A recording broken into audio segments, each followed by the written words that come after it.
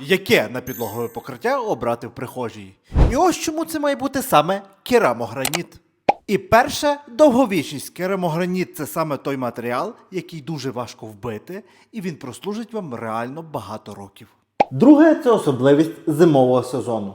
Завжди, коли ви приходите з вулиці, ось тут, купа снігу, вологості, все це можна дуже легко протерти вологою тряпкою, і це не потребує додаткового догляду. Третє. Він ідеально підходить для теплої підлоги, тому робіть тільки так і підписуйтесь на фабрику квартир.